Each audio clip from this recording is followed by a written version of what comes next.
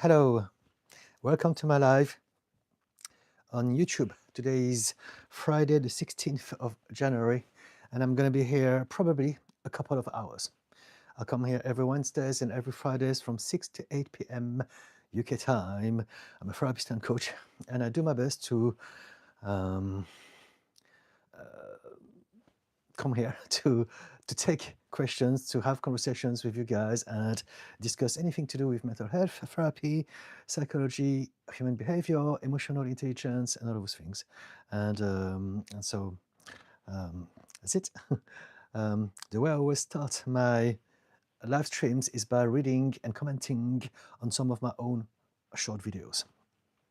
But at some point, when there's enough people here, hopefully I will get some questions and then I can start to address your queries. Okay, first post I'm going to read today is this. Unresolved wounds don't remain internal. They also hurt your relationships as they distort your perception of reality. They spread out. It is one of the aspects of trauma and a dysregulated nervous system that we don't talk enough about. It alters our perception of reality. And this is why so many of us overreact and do and say things that we regret. It hurts our relationship, but we just can't help in the moment. Because in that moment, the trauma has amplified our reactive state and our negativity bias. So this is to explain how people who have a trauma brain, they are affected by it also in the way we perceive reality. When we see things, when we hear things, the way we interpret whatever is happening is different because of the way our brain is wired because of the trauma. And so that explains why so many of us get angry or retrieve or whichever behavior that we have that are unusual in a neurotypical society is because our brain is taking over things that we are under attack and we need to react to whatever is happening. Next post. Many will hurt you not because they want to hurt you, but because it is all that they know. You must still, however, protect yourself from them. And so this is to highlight how we can realize that only hurt people, and we can have empathy for them. But of course, we want to also set boundaries and look after ourselves first. Sometimes there's a thin line and people don't know if they should be more empathic and helpful or more protective of themselves. And in reality, we can do both. We must first prioritize our safety, of course, but we can also develop some level of empathy for them and realize that the people who hurt us, they do this because they hurt. It's not because of us. It's because that's all that they know. This is the only way they know how to interact with people, and we just happen to be there. And the third post that I put out yesterday goes like this. Healing is a journey, not a race. Your body tightens when it is rushed. One day at a time is enough. And this is very important because when it comes to healing, we all want to heal right here, right now, ASAP. And we get very frustrated and angry and annoyed because we're not there yet. But the irony of that is that the more we are impatient, the more we are shaming ourselves or feeling stressed out because it's not happening just yet, the more we are making it harder on ourselves because our whole body, our nervous system is getting assaulted by more tension, by more attacks. So now it's going to slow down things even more. That's why it's so important to relax, take it one day at a time, and focus on the progress, focus on the moving forward. Focus on all the little baby steps that are happening instead of focusing on the destination and feeling frustrated and tense because we're not there yet. Okay, let me see if there's any comment. Pumpkin Puff, hi Didi, happy Friday. How are you today? I'm very good indeed. Happy Friday to you. How about you? How have you been since Wednesday? Ami Kanami, hi, first time here. How is it going? It's going very well. I come here a couple of times a week as much as I can to give some advice, some recommendations, suggestions from my perspective as a mental health professional. We can discuss about anything to do specifically with some problems in your life if you want, or some general topics about human behavior and psychology. If you can understand how our mind works, why we are the way we are, why we think what we think, why we feel the way we feel, why we interact with one another the way we do, then we can actually elevate any aspect of our life individually and collectively. And that's what I'm trying to do here. Kay Stevens, hi Didi. Hello, Kay Stevens. Pumpkin Puff. I feel weird today. I feel like I'm a bit numb today. I feel like I'm not processing emotions very well. Okay, do you want to talk about it? Are you just sharing what you're going through? It happens. We all have ups and downs, and some days we feel amazing, some days we feel very bad, and some days we feel nothing. And what a better way to do this is not to see yourself as going through one day at a time. Think about one moment at a time. Through a day, we can have many different states. If you're thinking it's a good day or it's a bad day, now you're going to basically put a label on the day, and you're going to have to follow that label until the end of the day. So if it's a good day, it's a good thing. But if you're going to think that you're going through a bad day, now you have to wait until 6 o'clock or 8 o'clock in the evening to stop being miserable. When you can actually change how you feel, you can change your emotional state one moment at any moment of the day. And so instead of thinking about having a bad day, what I recommend to people is that they can say to themselves, you're not having a bad day, you're having a bad moment. And so you can choose, you can do your best to find a way to allow for the next moment to be slightly better.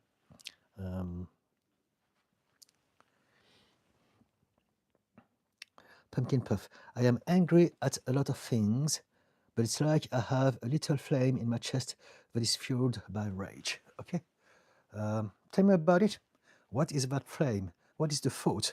What is the situation that has triggered that thought and that state in your body? If you can tell me more about this, we can address this. I'm going to have a sip of tea in the meantime. Thank you for the little heart.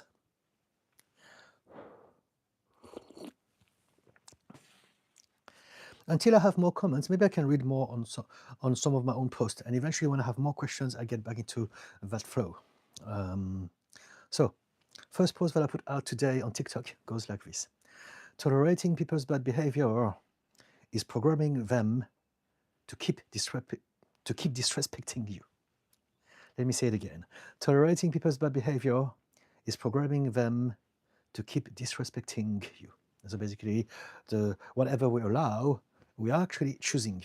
We are programming people to treat us the way we're allowing them to treat us like. So if some people are going to behave in ways that they don't like, we need to learn how to say stop straight away, as opposed to, it's okay, it was a mistake or whatever. We need to tell them that we have felt it, we saw that, we heard that, and so they know that this was not a good idea. If we don't, we're just going to continue on their momentum. The next post is quite a long one. I'm going to read it. I've started to do some short videos that are slightly longer now on TikTok. They're going to arrive on YouTube, I don't know, maybe in a couple of weeks. And this one goes like this. Your brain does not experience reality. Your brain creates a reality for you to experience. And this is a hard pill to swallow. It's like the red pill versus the blue pill in the movie The Matrix. Many will resist or even react to this with anger, outrage, aggression, because it's a lot to take. It is a serious paradigm shift for anyone, because it goes against everything we have experienced ever since we existed, ever since we were born. It's like realizing that our whole life was a lie and an illusion, and it's actually correct for all of us. And there are indeed more and more undeniable science that demonstrates this unequivocally, more and more so every day. Sometime soon, this will be common knowledge.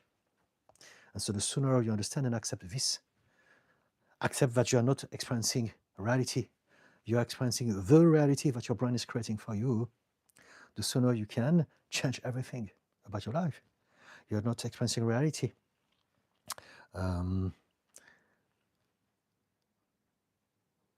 Your subconscious program and the way your brain is designed are together manufacturing and manifesting a reality for you.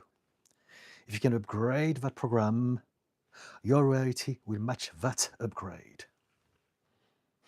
There you go. So there's a lot of things that comes into that. There is our subconscious program, but there's also the very way our brain is designed. And we're realizing that, for instance, whatever that we think, the brain knows it before our consciousness knows. So they put some electrodes on people's head, and we get them to take a decision, do all sort of the various tests. And we found out that there's between microseconds to up to 4 seconds, using those scans that can see through the brain, we can see that someone is going to take a decision and choose yes or no, or this or that, up till 4 seconds before we think about taking the decision. It's crazy. But it's really, really fascinating.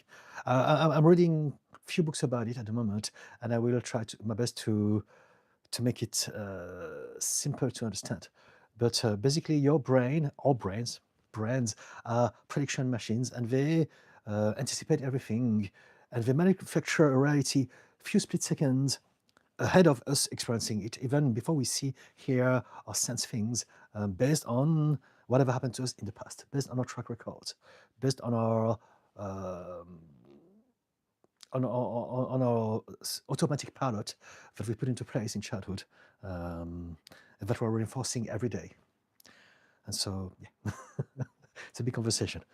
And finally, the last post that I'm going to read before I come back to your comment is this.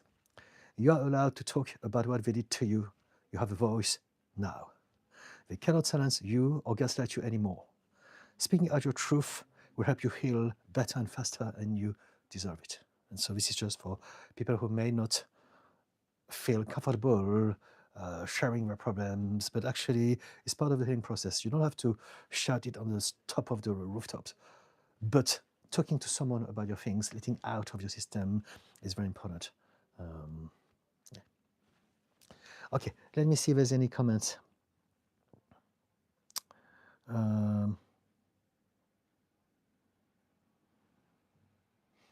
Pumpkin Puff.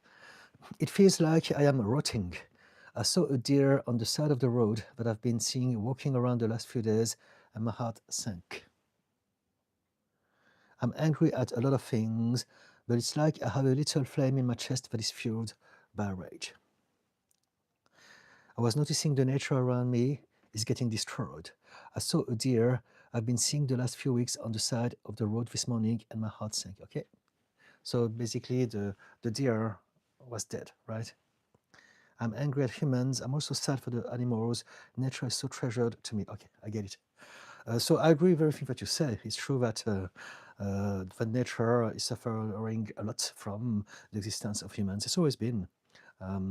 But what you want to do is to realize that the anger that you have comes from a place within you that wants to do something about what you are seeing. It wants to change something. It wants to take an action. The anger is there to get you to do something. Anger is an emotion that exists to help us gather focus and strength and energy to take an action. So if I'm facing a threat, anger will get me to have all my blood rushing into my muscles, so that I can fight or flight. And it's going to get my brain to focus. I'm going to have tunnel vision on the thing. It's going to gather all my focus and strength to do that thing. And so if you have rage or anger, it's because you want to do something. Do something. Choose to do something that will allow you to express that anger. So what are you going to do? You're not going to, you don't want to do anything bad, as in, I'm going to hunt hunters or something like that. I'm going to, but what you can do is to take actions that maybe help animals and nature, right? A lot of people do all sorts of things, and basically, if you can do that, it may not help you with your rage straight away, but your rage will help you solve something in the world and in your world. A lot of things, amazing things, have been born from anger. Think about people like Rosa Parks. She was in the back of the bus. She was sick of being told to go in a different place. Anger, you know what? F off, I'm going to stay. she changed the world, just like that, through her anger. Martin Luther King, Nelson Mandela, all of those people and more. Anger can be a good energy that helps you to do things. So instead of feeling that there's something bad, think about the mechanism of your body. What is it for? It's trying to tell me that I'm feeling, I'm sensing, I am witnessing an injustice. I've got to do something about it. Do something about it, right? So here I'm just talking about, there are many different ways to address things. So every time we're going to chat, I'm going to offer you a different perspective based on where my mind is at the moment. So there are different ways to address anger in regards to your BPD, but this is just an idea, a different perspective. Realize that anger can be used as a benefit, as a positive drive to create something positive. So maybe think about this. What could you do to help nature and animals if they were that important to you? What would you do to change this and do something about it? And that could actually help you even start the whole thing altogether. Just something to think about. But also realize that it's not all humans that are like that. Some humans, a lot of humans like you and me, we love animals, we love nature, and we would never do anything bad to planet Earth or to any other sentient beings. And so remind yourself that the reason why it feels like there's a lot of bad people, it's only because bad people, people who are hurting others, are louder, they're more visible. So we notice them more. It's not that there are more numerous, there are not more of them, not at all. There are also a lot of people in the world. I believe that there are more people who are doing good things than bad things. However, the ones who are doing bad things, we notice them more because our brain is designed to notice the danger. So we're going to highlight the negative. But there's a lot of people who do a lot of good things. And so what you could do if you are seeking of seeing that, go on social media and follow people who show videos about happy animals. There's one very famous that I loved from the start of their channel called The Dodo.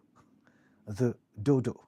And basically it's happy videos about animals. A lot of them are rescue animals and it starts very sadly. You see dogs very poorly, but eventually by the end of it, bish bash bosh, happy, healthy, loved, and amazing. And this is very, very empowering because we realize that there are a lot of goodness happening in the world. There are a lot of good people. There are a lot of amazing stuff happening. So it's for you to choose to look in the right place. The world is not full of bad people. Humans are not all rotten, not at all. Some are in a place that get them to hurt others, and we must protect ourselves from them. But not all of them are like that. And even those people who are hurting others, they may change. So there's a lot of different ways to look at it. Like I know that you have BPD just like me. And so to a lot of people, we are nasty. We are horrible. We are toxic. But if people didn't give us a chance, we wouldn't be able to change. We don't choose to be toxic. We don't choose to be horrible. We do things because this is all that we know. And so some people may be horrible to others and hurt them because that's all that they know. The environment is telling them, you have to behave like that, otherwise you're not going to make it, or we're going to reject you, or something like that. So they don't know any better, they start with it too. Are they dangerous? Yes. Do we need to keep ourselves safe from them? Yes. But we can also see them through the lenses of compassion and empathy if we are safe. And that will help the bigger picture in the long term. Some of them may change, just like I've changed, it's just like you want to change, right? Hope it makes sense. Does it help, Pumpkin Puff? When we're angry at things, what I'm trying to say, to resume the whole of it, is to, if we could just zoom out and realize that it's not just me against that thing that is bad. But this is what anger does, because we are in a survival state. So it's just me versus the world, versus the bad stuff. But if you can zoom out and see the bigger picture, we'll understand I'm like that because my body is designed as such. It's the system for survival. But if I can zoom out, I can realize that there's a lot of people, there's a lot of good things happening. And also, I am not perfect either. And I want to change, and I want people to give me a chance. So I'm going to maybe give them a chance if I can. If not, you don't have to. But at least you can use that anger, that rage to create something positive, right? Thank you for your heart. What do you say, Pumpkin Puff? Kay Stevens, I realized that my adopted mother was telling people that I had a learning disability. For her reputation, she's gone now. Okay? So your adopted mother was telling people that you had a learning disability. And so what I want to know is, how does that make you feel? Is it a good thing? Is it a bad thing? I'm still trying to understand. Sasby, 36. What on earth is going on when someone shut down and broke up 2 years ago and now reaches out to ask how I am and hopes my family in my home country is doing well as there are things on the news? Okay, so let me try this again. I think I understand. What on earth is going on when someone shut down and broke up 2 years ago? So someone kind of abandoned you and now they come back and they're asking you how you're doing because they see things on the news. Maybe people change. It's been 2 years. We all change. Now we get angry because people don't change the way we want them to change, or we don't change the way we like to change. But everything changes. Everyone changes. And it's the law of the universe. From the moment we are born until our last breath, we change. We change physiologically, we change mentally, emotionally, spiritually, financially, socially. We change in any way, any aspect. Every microsecond we change. It's called evolution. It's moving forward. Life is fluctuation. It's movement. It's change. And so we change. And so that person maybe has changed and is able now to see things, to feel things that they were not able to back then. Or maybe they were able to, but that emotion, that thought was not able to be passed on. There was a communication breakdown, whatever it may be. And so what matters is not why are they doing this? Have they changed? Are they trying to lure me into a trap again? All those sort of things. The only one thing that matters is how do you feel about it. If you feel, you know what, let's give him a chance, give him a chance. If you feel, I'm not sure about this, don't. It's okay. You don't have to. Just listen to your intuition, listen to your body, listen to your emotions, to your feelings in your body, and follow what it tells you to do. Stay safe. And then, keep an open mind as much as you can, but make sure that you listen to your intuition and you stay safe, because there indeed all sort of people are there doing all sort of things for all sorts of different reasons. And so you want to make sure that you are safe, especially in our days and age. And so, yeah, again, if you tell me more, maybe I can try to analyze the situation and give you some suggestions of possibilities as to why it happens. But this is the main answer to that general question. And the main thing really to focus on is how you feel about this. How do you feel about it? Pumpkin Puff. My husband and I had a talk yesterday which concluded well, but the feelings I haven't settled, so maybe it's just me being exhausted. It takes time to process. It takes time to have that mind to be able to let go. It's a process. So sometimes it's going to be quicker than others. Sometimes it's going to take longer. But you have an awareness. So I want you to focus on that awareness. You have an awareness of everything that you just said. You know that you are doing something. You know that you want to get better. You know that your husband means well. You know all those things. And so sometimes it takes more time to practice the acceptance of that knowing. Knowing is happening at that level. Accepting is happening here. So maybe you know it intellectually, conceptually, but your body is not ready to accept it yet because it's still hurt from many things. Your nervous system is still dysregulated, overwhelmed, or stressed out, right? And so I want you to focus on your awareness. So let me reread it again. We had a talk yesterday with my husband, concluded well. That's one thing, it was well. The feelings I haven't settled. So you know that you have some unsettled feelings. You know that there's something that is still bothering you. You have that awareness, as opposed to you are being hijacked by it and you feel that, he's bad. Maybe it's just me being exhausted. So maybe you're exhausted. Maybe you're just human. Maybe it just takes time. Maybe you're putting too much pressure on yourself. Maybe you're expecting too quick, too much, too soon. Just let it go. Appreciate the positive, appreciate the progress, appreciate the fact that you know that it went well. That's good. What else do you want? Just stick to that, right? Just let go, and eventually you will become better at releasing all of those trapped emotions.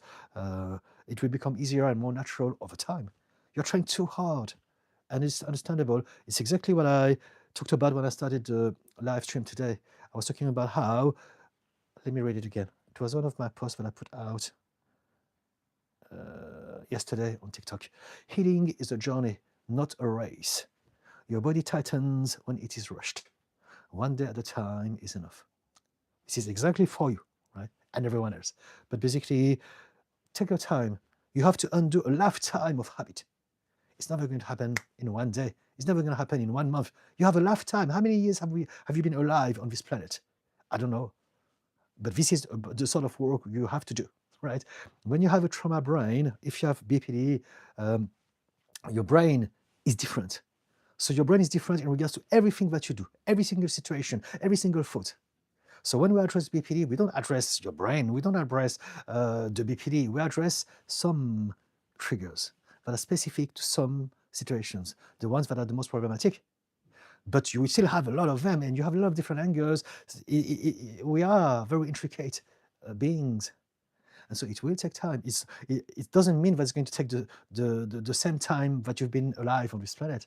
But it's going to take some time. And so focus on the progress, right? We always come to that conclusion at some point, but it's okay. That's what I'm here for, to remind you that you are doing well. And if you focus on the progress, you'll make it easier on yourself and you will speed up your own recovery. It's the paradox, it's the irony of it. The more you want it to be here now, the more you're creating resistance and tension, and the more you're making it harder for you to get to that state of being healed. In bracket, in inverted comma. Tammy St. George. I know I'm supposed to forgive to heal, but how do you do that when they keep verbally abusing you daily and it's a family member? You don't have to. Fuck them. Pardon my French. Fuck them. You don't have to forgive anyone. You forgive when you have healed. It's important to forgive if we can forgive. But anyone that is trying to force you to forgive, they're gaslighting you, they're ignoring your own feelings, your own trauma, your own experience. You must be kind to yourself, yes, first. If you are not ready to forgive, don't. And if they're still verbally abusing you, you can't forgive them. You're still being hurt by them, literally every day. Why would you forgive someone that is still attacking you and hurting you? It doesn't make sense. Because some people tell you that you must forgive. There are self-righteous, pompous people who are trying to get you to do something. They're gaslighting you. They're essentially telling you that your feelings are not as important as the reputation of that person. They're not your friends. Whoever told you that, they have no empathy, they have no emotional intelligence. They don't care about you. They don't care about your feelings. Don't listen to them.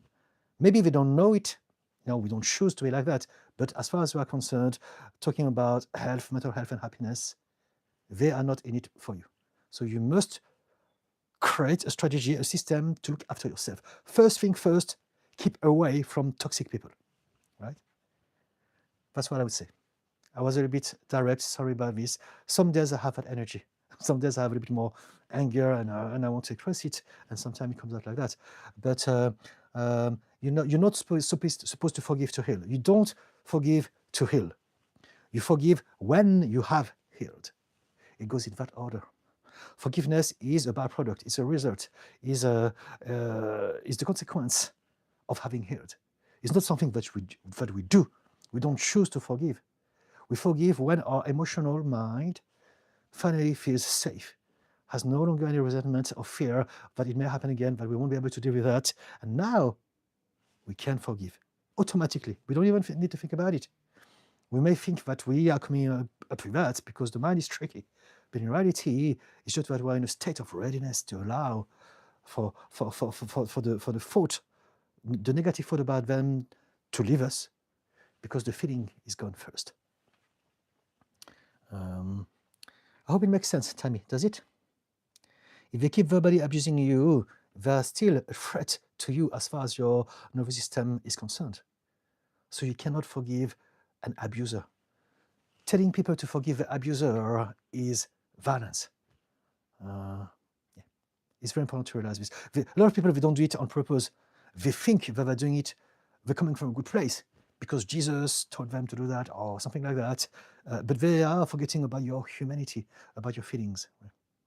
And so, if you can't teach them, and you don't have to teach them, you want to look after yourself first and foremost. Create a space, look after yourself, hang out with people who are loving, who are kind, who are supportive, who see you, who accept you. And then you start to heal. And then at some point, you may be able to go back to those people and teach them, see, we can behave differently. But if you keep on reacting to one another, you're just going to continue what we call generational trauma. Toxic habits that are passed on just because people think that it's normal. And it doesn't have to be normal. Okay, tell me, does it help at all? Is there anything you'd like to say about this? Kay Stevens, she had a nasty attitude towards children who weren't perfect, or who she expected. I was a tomboy, not a thing.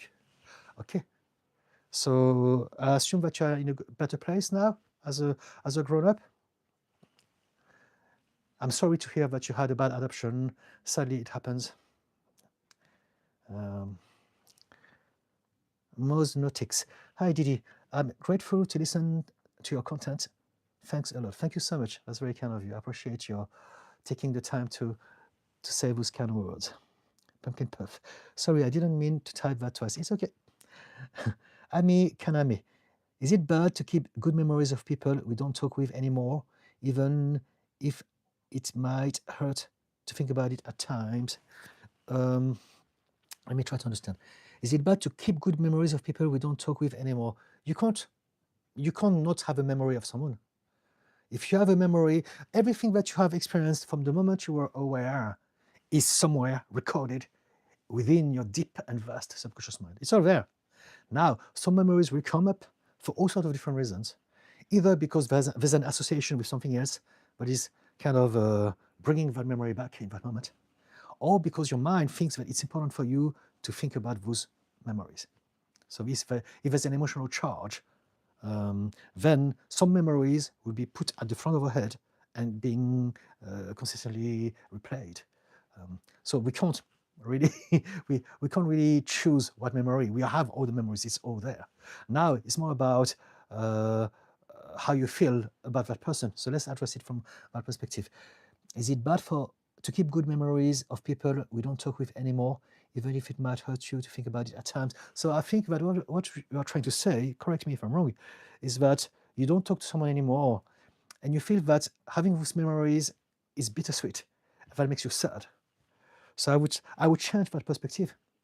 I would say, you know what? If you are sad about something because they've changed, accept that they have changed. Accept that it happens. Accept that you still have good memories that you can have. The reason you find it difficult is because you have attached yourself with that person. As in, you believe that I had good moments and now that person has changed. So I can't have those good moments anymore because the person is not here anymore. But it's not true.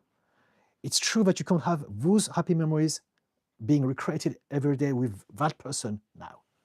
But on one hand, you can have the memories inside of you, they're yours. And you can recreate those memories with other people. There are billions of people out there. We tend to attach ourselves to some people. We believe that they are special, better than others. And the truth of the matter is that they are special when we are doing something with them because they are part of our human experience in that moment. But then, at some point, we're going to part, right? People are there to come in and out of our life just like we are to anyone else. And so we want to change the paradigm. We want to look at ourselves from that perspective. People are not things that we own. They don't belong to us, and we don't belong to anyone. We're there to share moments. And those moments are the memories that are yours to hold on forever. And so if you can learn how to appreciate people by realizing that people don't last, they're never going to stay forever. No one is going to stay forever. Even if you meet someone with whom you get along very well, at some point one of you will part before the other. It's extremely rare when two people and their lives die at the same time. And so there's going to be separation. And so focus on the moment, on the experience, as opposed to focusing on the person. And whenever you want to go back into those happy memories, think about it like a vault of treasure. You have a lot of happy memories about all those people. Some are here, some are not there anymore, some are somewhere else. It doesn't matter. They are your memories to replay and to be happy about. If you're sad about it, it's only because you expect them to be here and to be the same and to be able to do it again. But you don't need that. You want new experiences with new people, and you can still appreciate those memories. I hope it makes sense. If not, do tell me and we can develop this. Ami Kaname. Jolene, hello again. Hope you are well. I'm very well indeed. How about you? Sasby36. Didi, do you have knowledge of Trey by any chance? If you do, I'd love to hear your thoughts. Trey. I don't know. What is Trey? T-R-E. Let's Google it. TRE,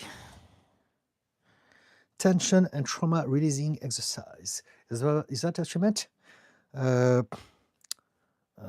Developed by Dr. David Bursell to help the body naturally release deep stress, tension, and trauma through therapeutic tremors, promoting. Okay, so it's I don't know about that protocol specifically, but I know about different type of somatic protocols, and basically the idea behind it is that we move to release the stress that is in our body physiologically.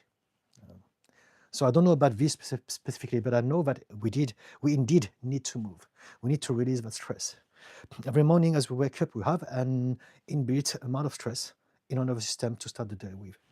And so what we want to do is to find ways to let go of it. We can shake, we can dance, we can go to the gym, we can go for a run, whatever it is, we want to release that. Otherwise, we're going to start tense. And that is going to affect our perception of reality. It's going to affect the way we're going to react to situations. It's going to affect the way we feel about ourselves. It's going to affect our choices, because if I don't feel safe, if I feel overwhelmed, it's going to affect my choices. Therefore, my whole life. And so I don't know specifically about TRE or TRE, but I do agree that we must find a way to release that stress every morning as we wake up. And also, we want to avoid the stress from the outside in just as well. Stress is the one thing that is aggravating everything for everyone. And so whatever that we have in terms of problems, or even if we don't have problems, it's very important to address both the internal stress. We can do yoga, we can do breathing exercises, mindfulness exercises, or again, somatic exercises. And we want to keep away also from the external stress, people, noise, busy, chaotic environment, pressure, some things. Toxic people. Pumpkin puff. But what do I do when I feel like I'm angry most of the time? You connect with that anger. You sit in silence, then you pay attention to your body. You pay attention to the feeling, to the emotion. You don't think it, you feel it. And then you can imagine maybe how anger would look like. Think about a shape, think about a color, give it a name. So I don't know, you may call it George, Robert, Simon, Lava, whatever. Give it a name. And then realize that it's just an energy that is passing in your body. It's not an enemy. It's not something that you should be afraid of, or you should ignore, or avoid, or control, or repress, or be ashamed of. It's just an energy that you must process. All emotions are very important energies that you must process. Otherwise, they become problematic in your system. And so visualize it, close your eyes, feel it, find it. Where is it in my body? Is it in my chest? Is it in my body? Is it in my jaw? Is it in my spine? Is it a headache? Which part of your body is it in? And then learn how to be acquainted with that. Is to tell yourself, it's Roger. Let's imagine it's Roger. It's Roger. Roger is red. I can see a square shape, and it's happening in my heart. Roger is not bad. It's just there to tell you something. It's trying to pass you an information. So just feel it. You don't want to think it. If you think it, now you're going to create problems. You don't want to repress it either. You just want to feel it. I want to fully focus on the anger. And then eventually realize, you know what? It's starting to feel better. And within seconds, it will go. And this is how we process an emotion. If you repress the emotion of anger, or any emotion at all, or if you ignore it, or if you think it's bad, I don't like it, now you're creating tension. And it's going to stay with you forever, because that energy is not going anywhere. It's not being processed. If you feel it, any emotions in your body cannot last more than 90 seconds, big maximum, right? But for this to happen, you must feel it, not think it. If you think it, now you are hooking some force onto the emotion, and you're turning it into a feeling. And now the emotion of anger has turned into the feeling of resentment, hatred, revenge. Now it's going to stay much, much, much, much longer, for as long as you think about it. I hope it makes sense. So those are some basics of emotional intelligence practice. We can do this with any emotions, and we want to learn how to do this. Most of us, we don't know how to process our emotions. But if you can realize emotions, it's just an energy. You need to feel it. You need to acknowledge it. You need to give your body as a platform for it to express itself, to say what it has to say, but through the language of emotions, not through the language of words and thoughts and logic. Just feel it. Then eventually realize it's gone. And after that, once it's gone, you would have then regained mental clarity. You'll be able to remind yourself, I felt like that because I'm working on myself, but my husband didn't mean bad, and we are good now. I can go and speak to my husband, give him a hug, and now we're good to go, right? Pumpkin puff. Is my anger amplified because of my empathy and BPD? It's not that it's amplified, it's that the BPD has gotten you to become better at being angry. So it's not, maybe amplified. Maybe it's a different way to say it, yes? So basically, whatever we repeat, whatever we allow, we reinforce. And that applies with emotions. Someone who gets angry one time, it's anger. If you get angry all the time, if you use that as a system to navigate through our life, now we're going to be very good at becoming angry. We're going to explode in a very short amount of time and get amount of rage and intensity for no reasons at all. Because we have reinforced those neural pathways, and now we are super proficient at anger. And it's the same with anxiety. It's the same with depression. It's the same with anything at all. We are a bunch of habits. So we have habits of thoughts, and here, habits of emotions, feelings, bodily sensations, and also, of course, habits of actions, habits of behaviors, habits of reactions, habits of perception. It's all habit. And whatever habit we allow or repeat. So repeat, it's a conscious choice. Allowing, we're still choosing it, but it's a passive way to do this. But whatever that we repeat or allow gets reinforced by virtue of neuroplasticity. So yes, but the good news about this is that if you realize that everything about your life is a habit, you just need to change the habit. That's it. It is that simple. You need to find out what is the opposite of that habit. And gradually, repetitively, patiently repeat that new habit again and again and again. And eventually, it will replace the other habit over time and repetition. I hope it makes sense.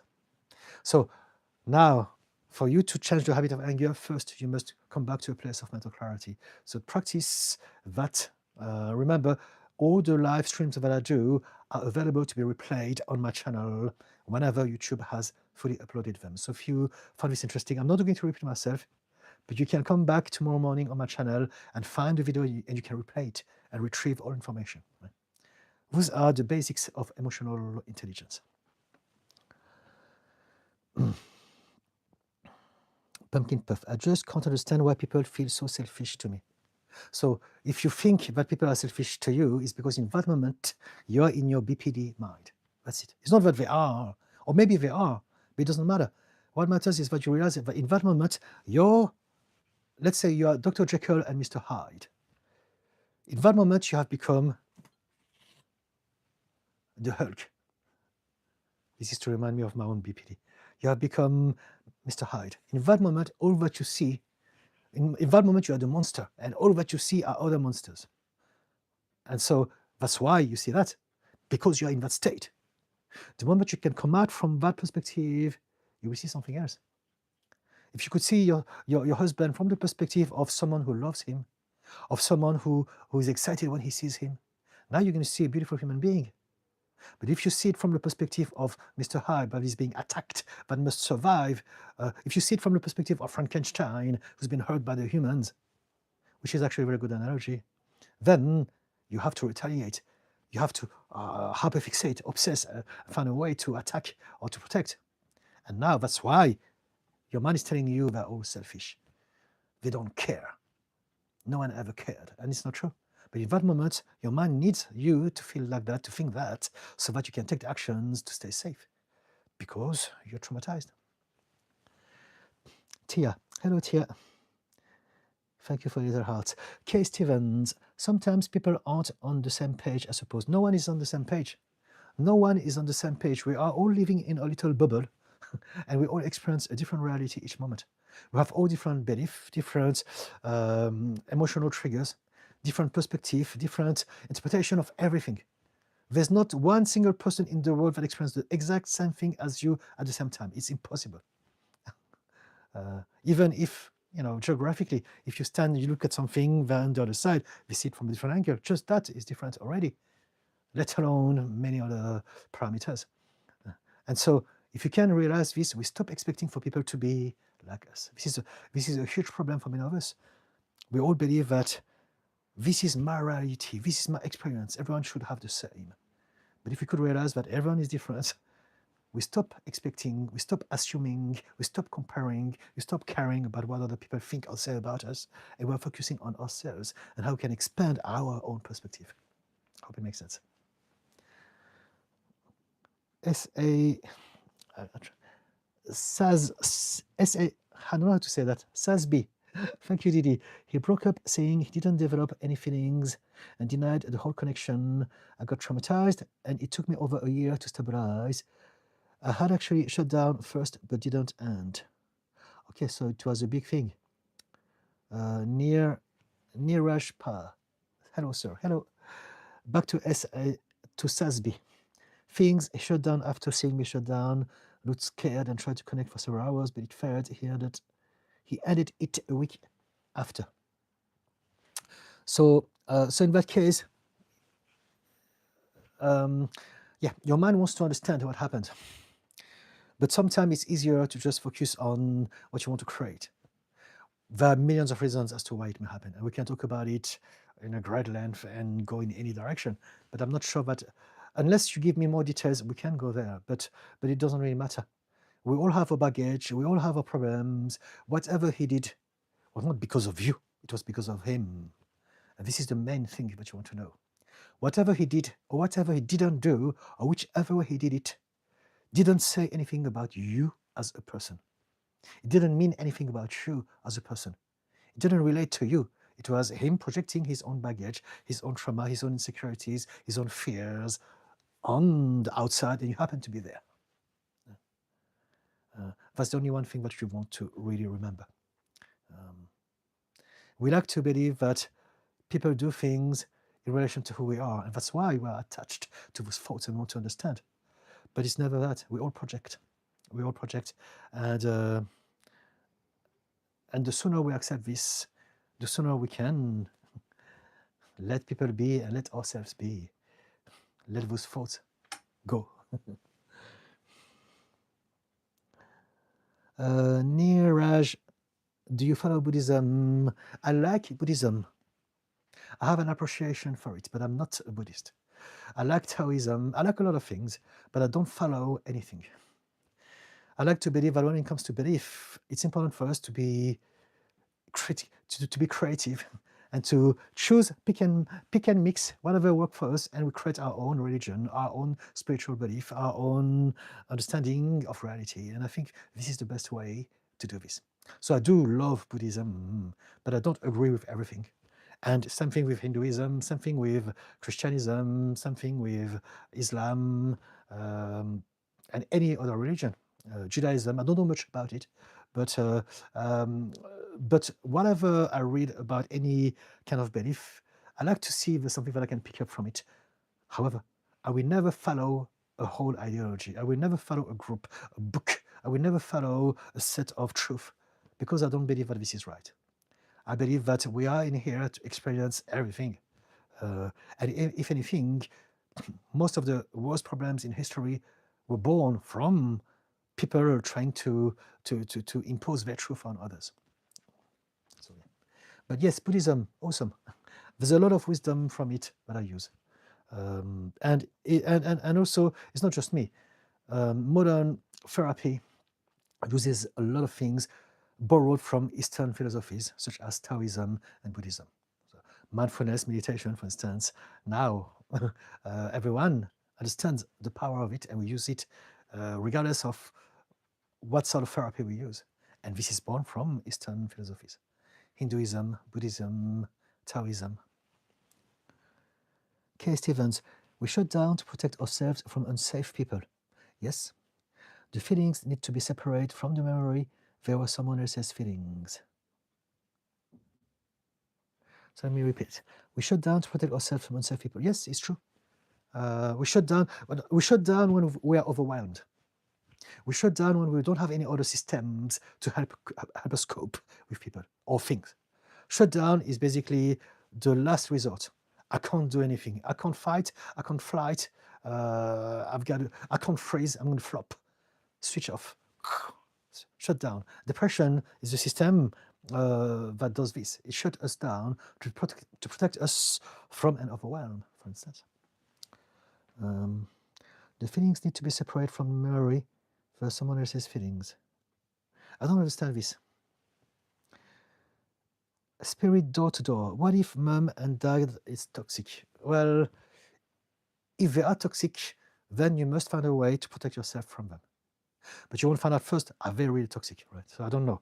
If you want to tell me more, because it can be the truth. It may not be the truth, or maybe something in between. Nothing is just this or that. So what do you mean by toxic? Because I will only have 1, 2, 3, 4, 5, 6 words. What if mom and dad toxic? So just based on those 6 words, my answer to you will be, if someone is toxic, create a space between you and them. That's it. But we want to also find out, what do you mean by toxic? What sort of toxicity? And what sort of situation are you in? K. Stevens. I agree about not forgiving and F them. Never trust them again. The fact is they don't want to change. It's not necessarily a fact. They may change, but we don't want to expect them to change, right? We never know what's going to happen. People can change. Some very, very horrible people can absolutely change. They may not, but they may. We don't know for sure. The one thing that is sure, however, is that right here and now, we must be safe. That's all that matters. We're not going, it doesn't matter whatever is going to happen. Of course, sorry. It doesn't matter whatever happens to them. What matters is how you feel. And so keep yourself safe from them, and then get on with your life. And at some point, you may realize they may change, they may not change. It's a whole different conversation. Right? Pumpkin Puff.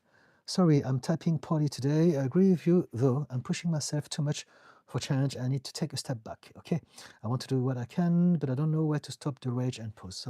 So that was something that you tapped before I explained. So I'm realizing that I'm way behind. Guys, I read every single comment. I'm a little bit behind of your comment, but I will come across them. It is 52 minutes past 6. It's live. I trust everyone. Okay.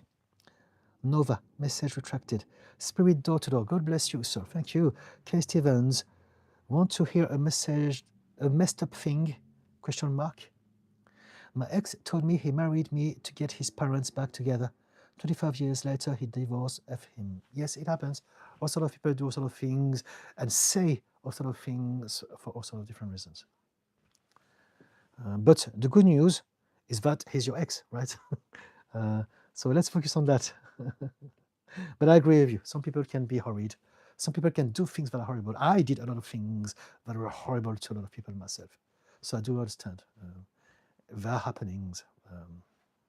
The only one thing that matters is that we stay safe from such people. And that include people like me. Yeah. When I was not healed.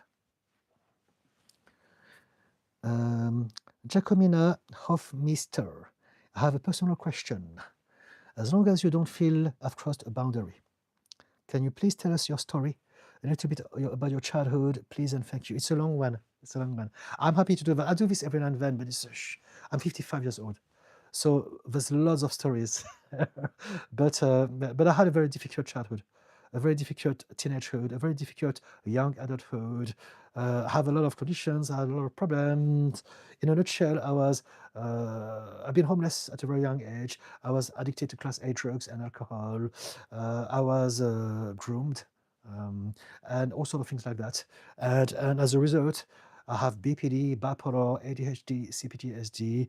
I tried to unalive myself many times. I used to be very angry, rageful. I have hurt everyone that I know back home in France. And I've changed. And I've worked a lot on myself. It took me a lot of time. But this is my story, pretty much. Now there are a lot of stories within stories. But yeah, this is why I'm here, essentially, to give karma some payback. A little bit. There'll be times where I can share some aspect of my past when it is relevant to the conversation. But unless you have some specific questions, I wouldn't know where to start, really. Right. But I think that's what you wanted to know, right? I just know that maybe whether or not I had some experience myself as far as mental health problems are concerned, which I do.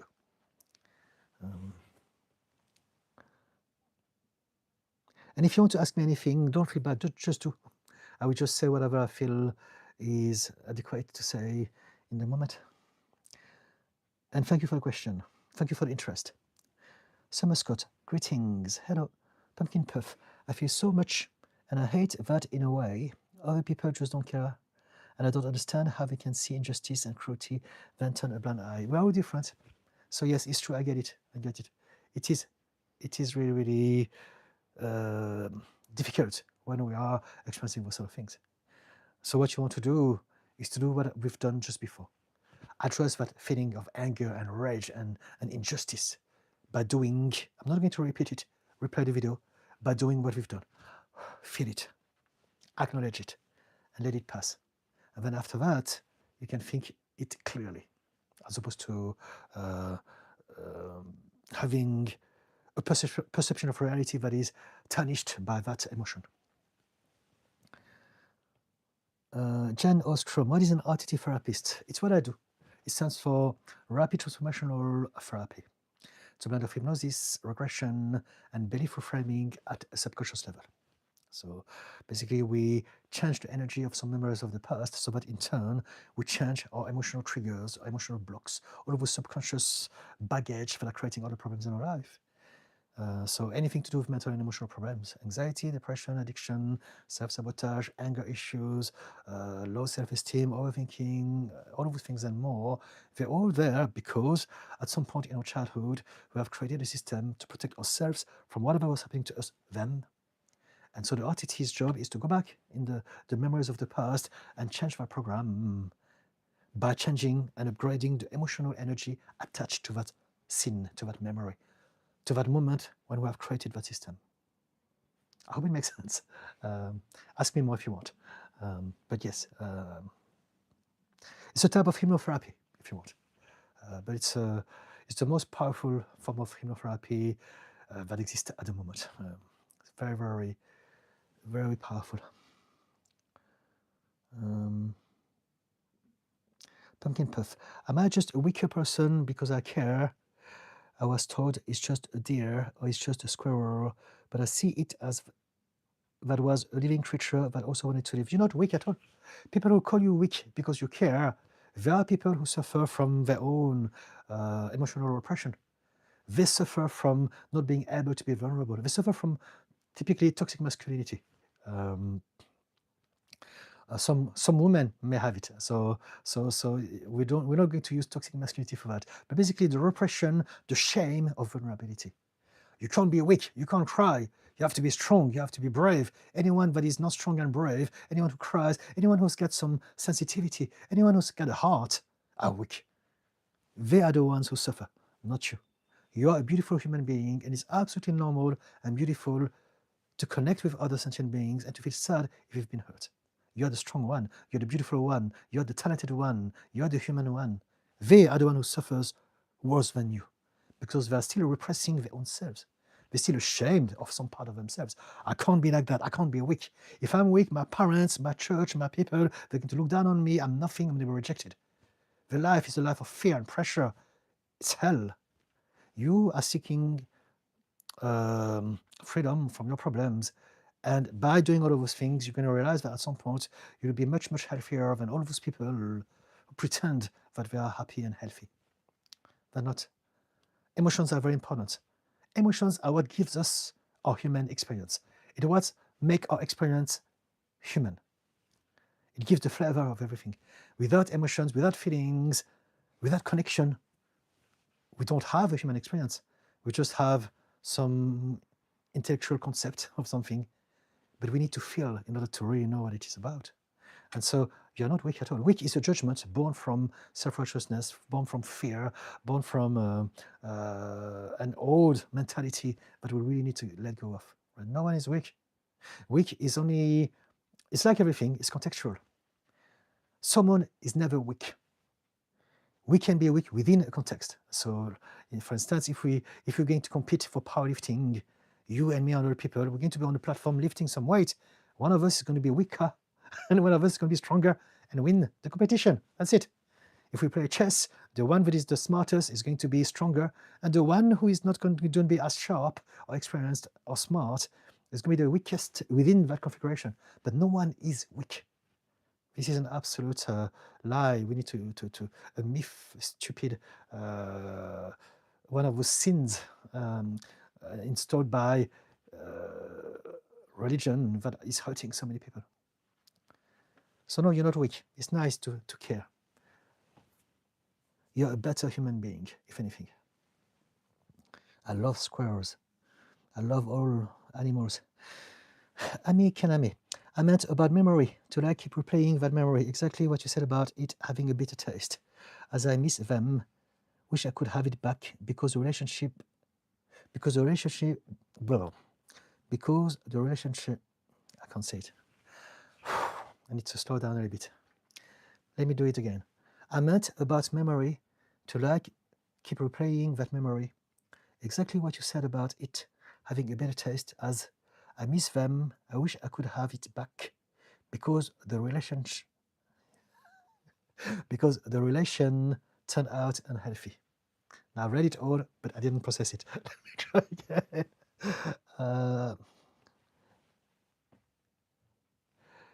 Replaying the memory, exactly what you said about it having a better taste. As I miss them, so I still don't understand it. But I don't know about that. It's not good to bring it back.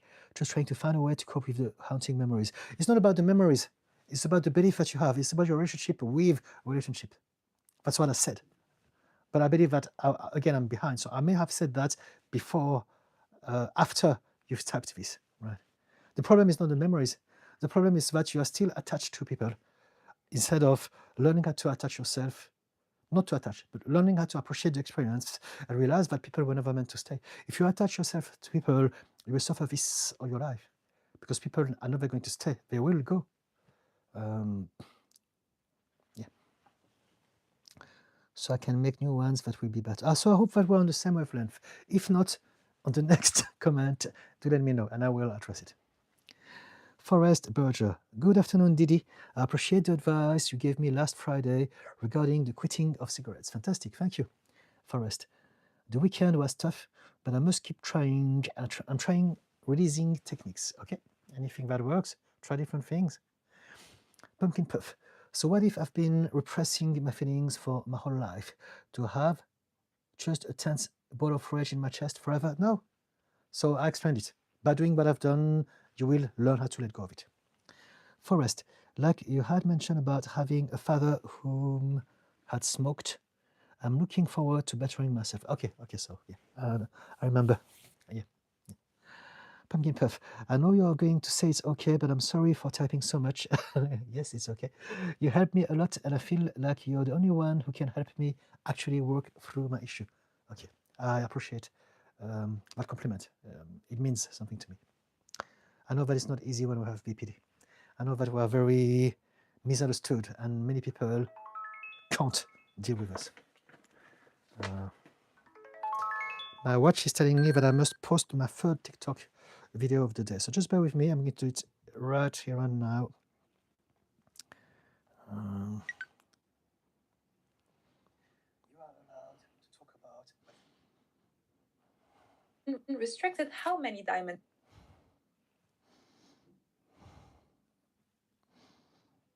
Okay, it's out.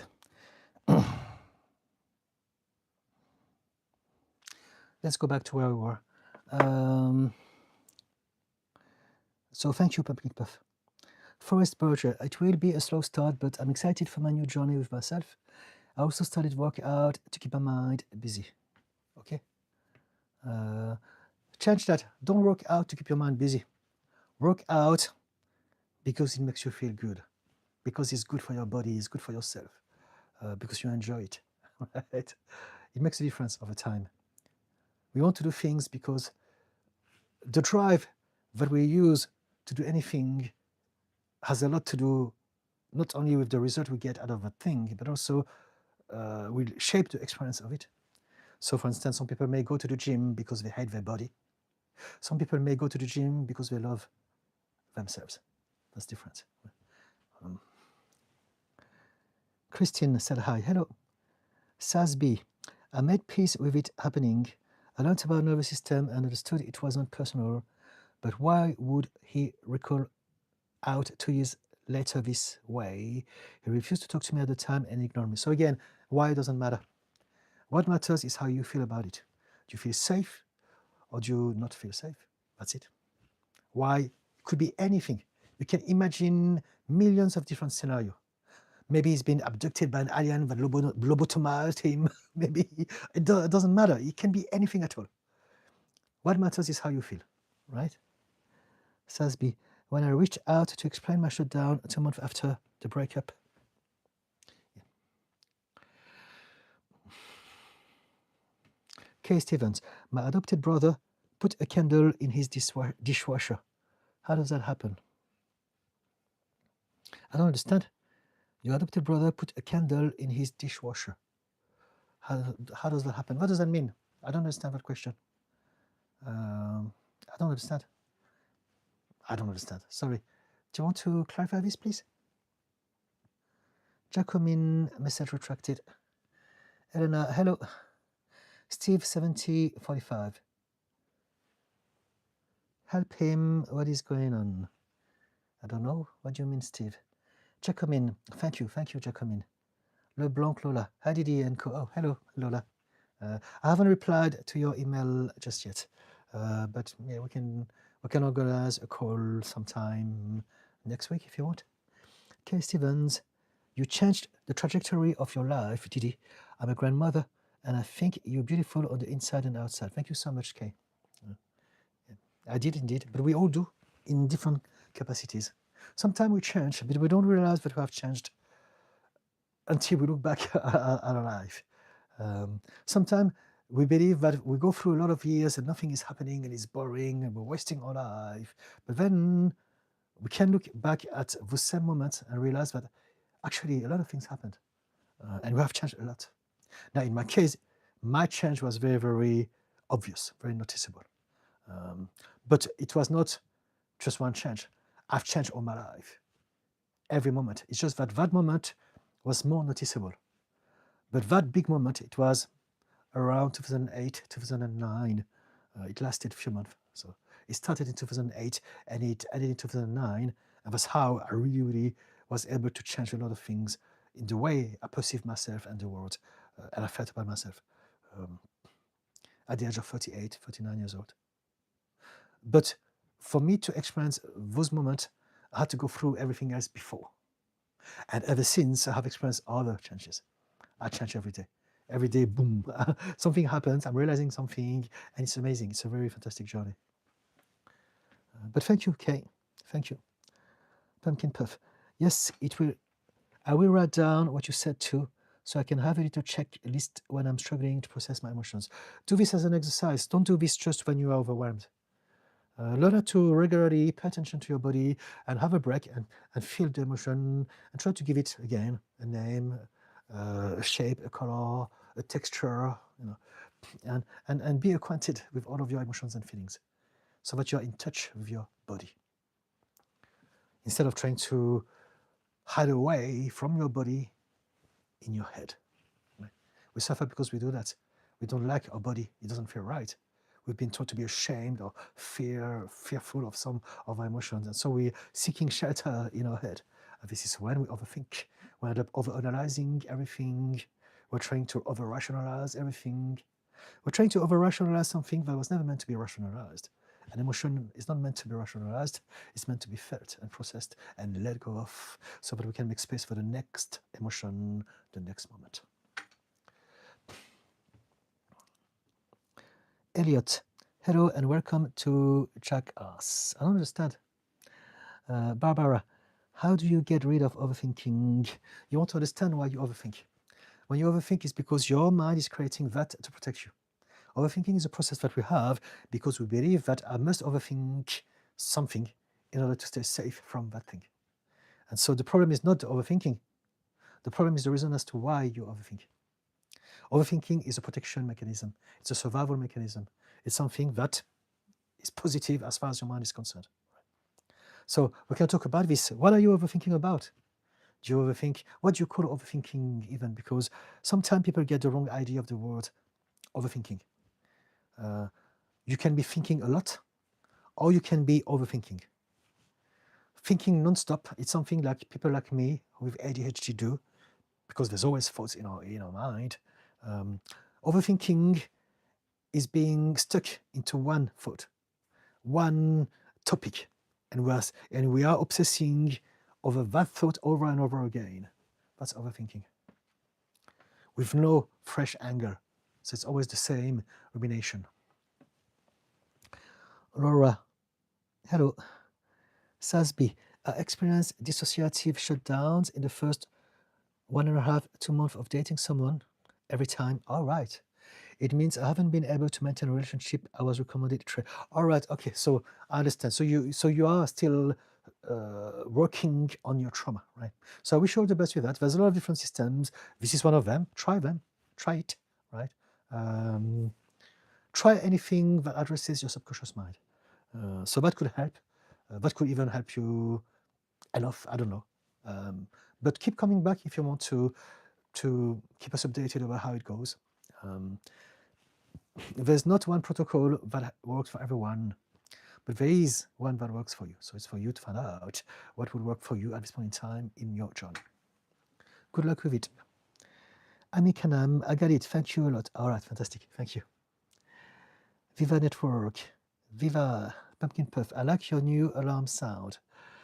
It's just random. I didn't choose it. I don't understand much of technology. I just go with whatever happens. I think this happened because my watch and my iPad has been upgraded to the new system not long ago. So now it's different. But I didn't really choose it. I just realized it was weird. But yeah, if you like it, I'm going to leave it like that. Anyway, Pumpkin Puff. Also, you're right. Maybe I just need to watch some dodo videos. Yes, and cute animals, like a woman petting a squirrel or something nice to remind me of the good. Yes, absolutely. I do this all the time. I love watching videos of dogs and any animals. And that genuinely fills my heart with joy and happiness. Yeah. Whenever I feel a little bit down, I think about all the dogs in the world. I talked about it some time in the past. I think not only about my dogs, that are no longer with us. So I think first about the dogs that we had. Lily, Alfie, Leon, who are in dog's heaven. But also, I'm thinking about all the dogs. There are so many of them. And I am imagining the whole world full of those angels. There are literally angels coming to Earth to make our life better. And I can imagine that army of doggies and angels, but also all the animals, the pigeons. I love pigeons, squirrels. We talked about it now. Any animals, and I imagine all those little angels there helping so many people to have an easier life, a happier life. And that's a different way to look at the state of the world instead of looking at the news. We can do both. But I think it's important to realize that there's a lot of goodness in the world as well. If we can do this, we can feel better about ourselves in this world. Ami Kaname, also, how do I talk with people who shut down whenever a hard situation appears?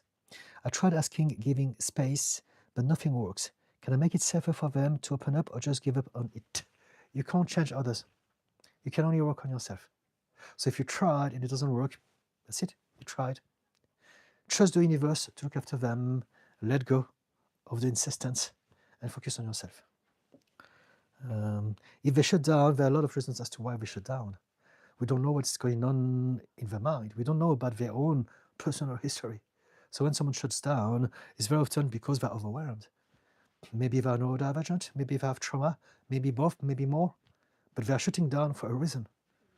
And so if you don't have the experience, the knowledge as to how to deal with people like that, if you're not a mental health professional that has dealt with those situations before, Maybe just accept that that's all that I can do for now.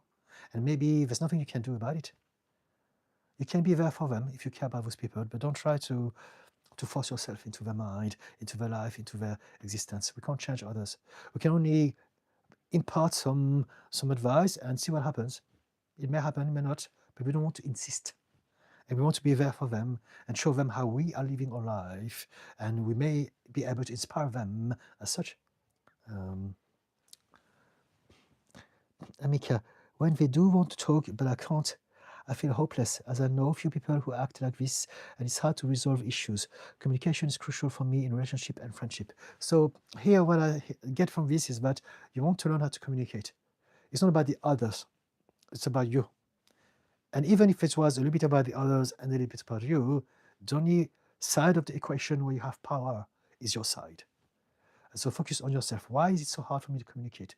Why do I lose it? Why do I forget things? Why do I stutter? Just like I did like 5 minutes ago. We all have our baggage. And if you can understand yours, then you can understand how to develop systems that will help you communicate better with others. Right?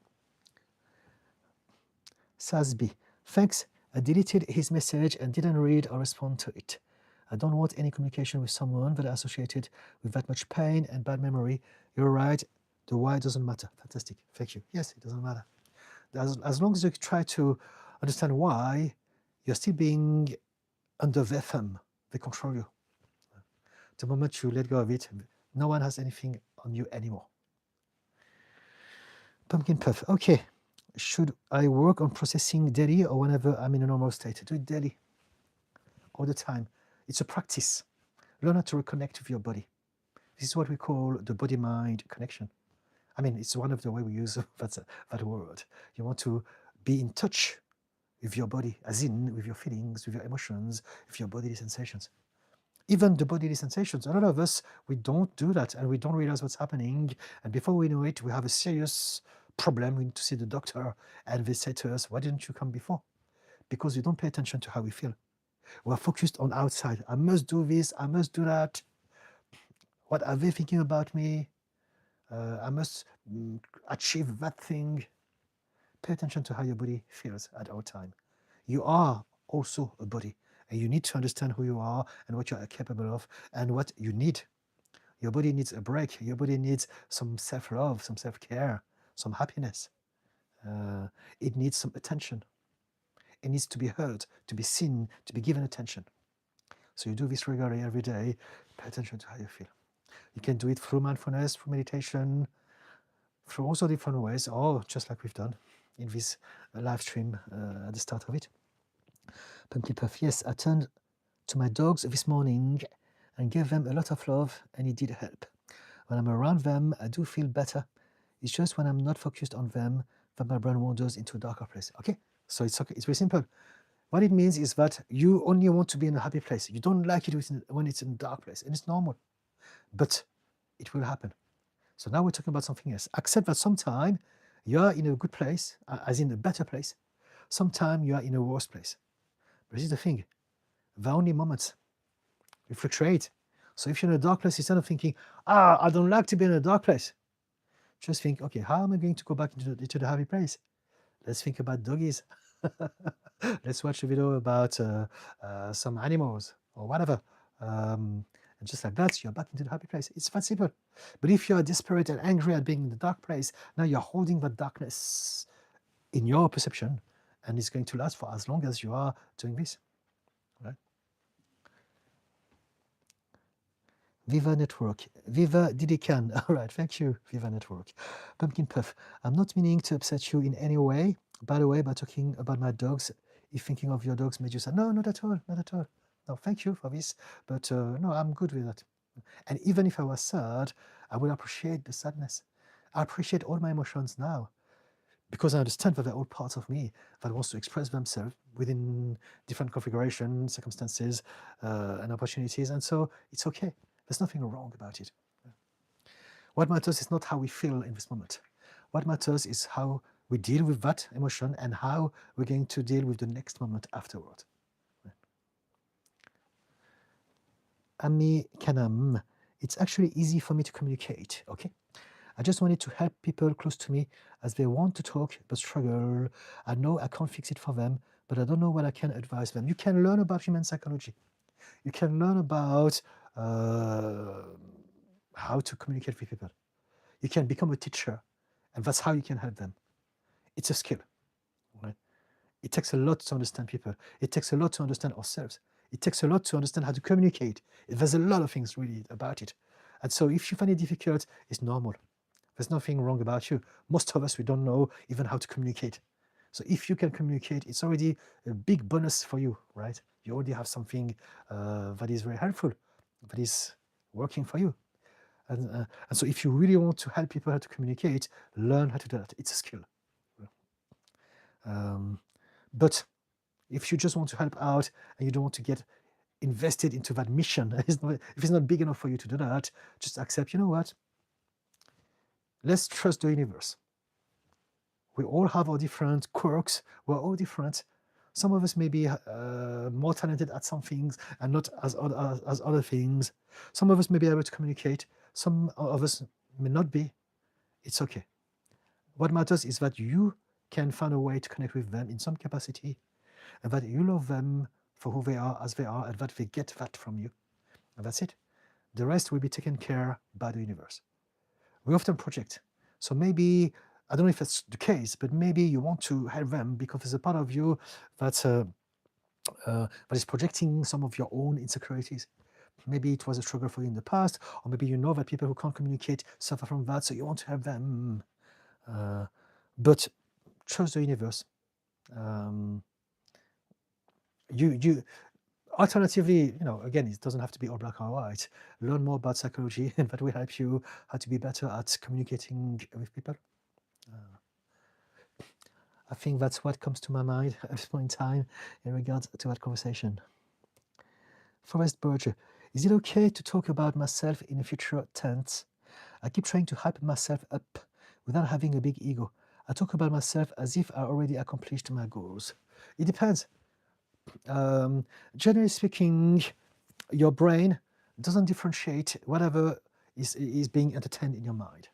And so if you think, I am now, or I will do that, or I have been that, whatever you are playing in your mind is going to be translated by your brain like it's happening right now. And what it means is that your body will react to it in the way it would react if it was happening right now. And so, for instance, if you're angry at the past, you're thinking about a situation of the past, your body is going to react as if it's happening again. And now you can feel anger in your body. If you're worried or anxious about the future, your mind is going to think about that fear, and your body will feel the fear as if it was here already. So you want to ask yourself, is it useful for me to have some projection of some stuff that are not here, that are going to make me feel sad, anxious, angry, or desperate? Maybe not. But if there are thoughts that are positive, yes. So a lot of people do that when it comes to manifestation and the law of attraction. You may imagine yourself, I'm successful, I've lost a lot of weight, I look great, I'm happy, I'm feeling lighter, I have energy, I'm positive, I'm confident, I'm successful. Now, if you can do this, your brain is going to think, yes, it's happening. You're going to feel it in your body. And the more you do this, the more you're going to also rewire some of your neural pathways and change your sense of identity. This is who I am. I am someone that is successful. I'm someone that is healthy. I'm someone that is full of love and that is loved by a lot of people. And all of those things, you will experience it as if it was happening. Now, after you've done that, you're back to your normal self. So that moment will also be very important. If you think, it was just a dream, I'm still rubbish. Now it's going to all go down like a pancake or souffle. It's going to fall down. And so the idea behind this is that whatever you entertain your mind, your brain doesn't know about the future or the past. It only processes whatever is played literally right here and now. And that's why when it comes to self-hypnosis, when it comes to manifestation, you don't want to go, I will do that. You want to say, I am. It's happening now. So that you trick your mind into believing that you are it. So it changes your physiology, the way you feel about yourself, the way you see yourself. And if you can do this regularly, that's one of the very good ways we can rewrite our program. But of course, it's a protocol, right? And we're all very different. But those are the big lines. Remember, we talked about smoking, and I said to you how the brain doesn't process a negative. And so in the same way, the brain doesn't process the past or the future. Only whatever you play it in your mind. So is it okay? It depends. Okay, Stevens, I'm asking how things happen, but don't make any sense with the candle in the dishwasher. Sometimes things don't make sense, and we must accept it. If we need to make sense of everything, it's because we have a dysregulated nervous system that needs to have a certainty, to be in a world where everything is safe and predictable. Accept that sometimes things don't make sense, and it doesn't matter. Be more like a child who has imagination, who is more poetic. And maybe that will make it easier for you. Why is there a candle in the dishwasher? Because some little fairies came by last night. They wanted to leave a sign so that I was going to have a good day or whatever. Come up with something like that, and then bang, you're happy. You don't need to think about it. You move on with your life. Pumpkin puff. Oh, I like the little emojis. Pumpkin puff. Oh, good. I just wanted to make sure I didn't upset you. No, but that gave a good example of how you're okay with feeling negative emotions. You're completely right. All right, thank you. The negative emotions, I call them disempowering emotions because they take your power away, but they still exist for a reason. Sometimes I use negative, but I try to do this less because I don't believe that any emotions is either negative or positive. I use those terms when I'm talking to people who are not very experienced with their emotions, so it's easier to understand. But as we get into understanding more the mechanism of our emotional mind, it's important to change the labels. For me, they are not negative emotions. They are disempowering ones. Some thoughts can be negative. Some feelings can be negative. But emotions are not negative. I hope it makes sense. Emotions are just what we feel. Thought is what we think. And a feeling is an emotion that we have attached a thought with. So the thought is what is going to make it negative or positive within the context of our health and life. Pumpkin puff. I don't like being sad or angry, but I feel almost like a part of me at this point, which I think we have talked about in the past. Yep. Claire Rushka said, hi, hello. Pumpkin puff, I need to accept the up and the downs and know there will be change. Yes, yes. Trust that you are safe enough to and that you are enough to deal with the downs as well as the ups. Ami Kaname, I wanted to start learning psychology but never knew where to start. Are there any particular books you would recommend? Never had anyone who knows those things in my life, so thank you for your answers. All right, there are tons of stuff. Nowadays, with internet, with AI, there are tons of materials out there. With YouTube, if you want to understand some aspect of psychology, it depends.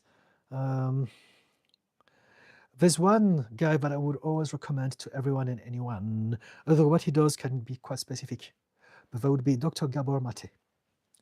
I think he's got 4 books, or maybe there's a 5th coming up soon, but it's written with his son.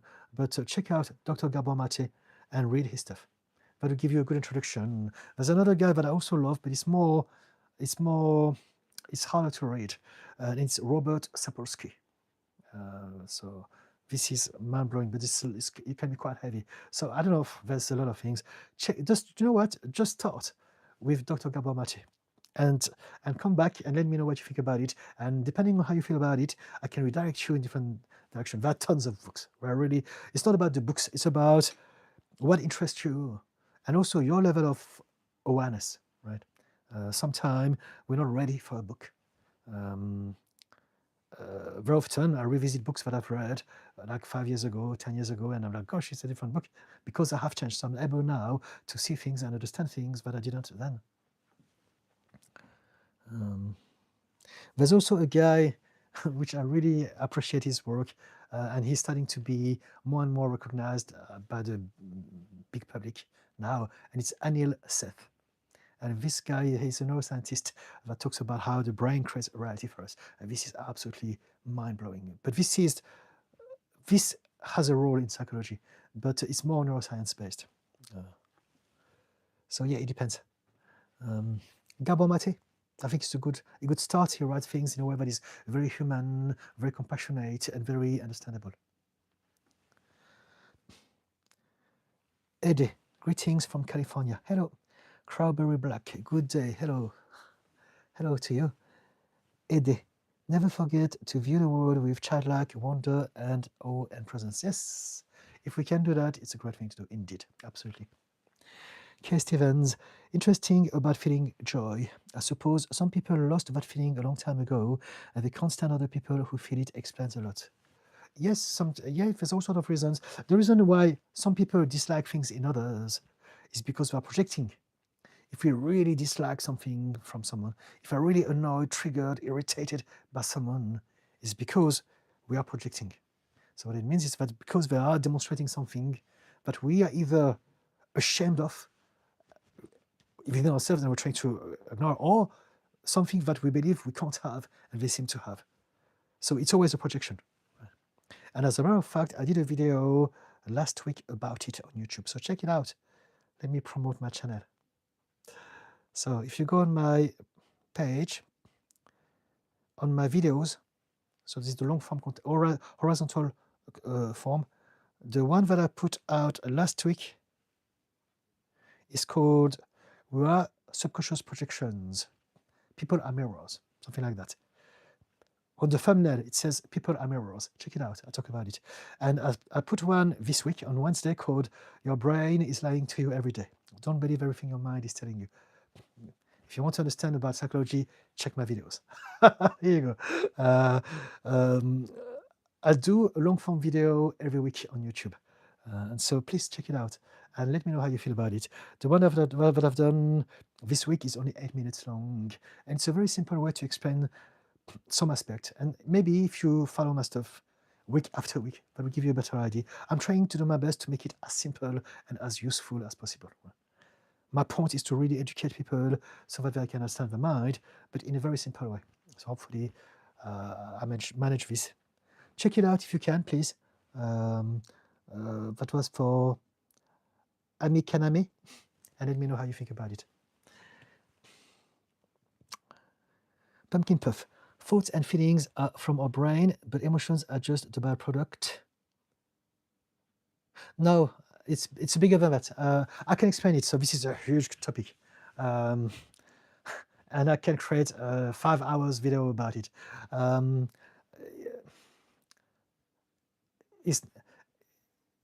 We need to change the whole narrative. I need to structure a narrative for you before we even get started with that conversation for you to understand what it means, right? But it's not this or that. Nothing is this or that.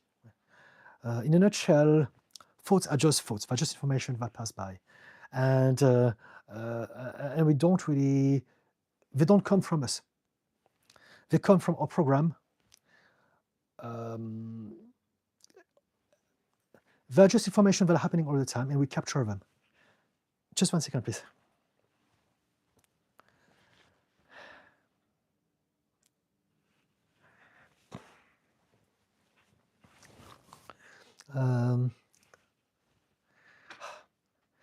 My brain is not wired for that conversation today just yet. If you ask me a specific question, I can explain to you. But basically, we are creatures of emotions and feelings, first and foremost. 95% of your mind is subconscious and emotional. So everything that you feel are subconscious. Your conscious mind is only 5% at the top. And this is where our thoughts happens. Some of our thoughts are a bit in betweens, but they're felt as opposed to being cognitively processed.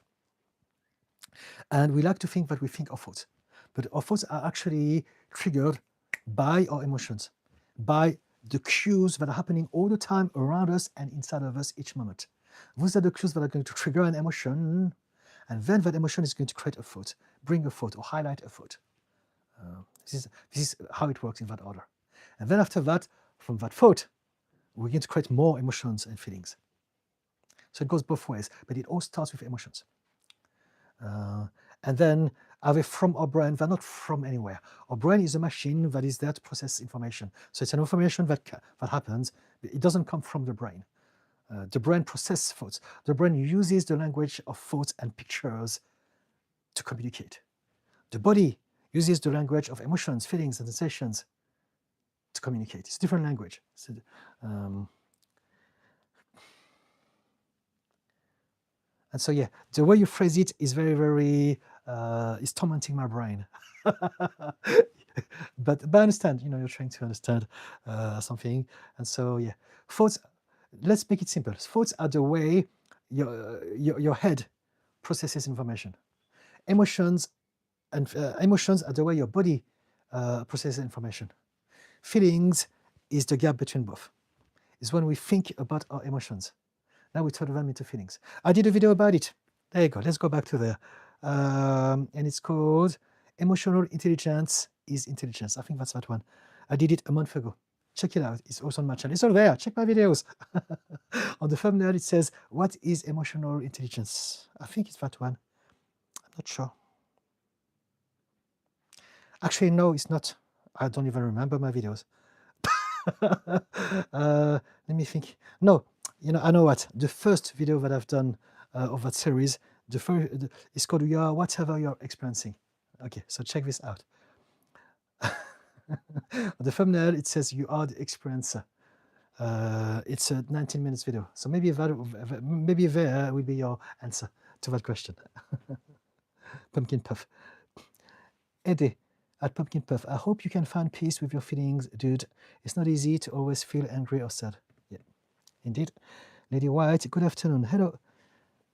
Kay Larushka. Dr. Gabor Mate is incredible, but it's such a good recommendation for them. For anyone, yes, for everyone. Gabor Mate is a very important person, indeed. Thank you for agreeing with me. Pumpkin Puff. Oh, I was going to mention Dr. Gabor Mate too. I watched a few of his speeches and they are very interesting. Yes. Lady White, Didi, you look like my favorite actor, Mao Dong-seok. I don't know him. Let me check. Let's see if he's as handsome as me. Mao Dong-seok, South Korean. He's quite chunky, isn't he? You know what? Fair enough. I like teddy bears. Why not? I take this as a compliment. Thank you. Kay Stevens, watch Seize the Day. The dad's joy was conditional on one thing, getting the dad's way. I hope you see it, Didi. Seize the Day. Many people have mentioned that thing to me. I haven't had a chance yet.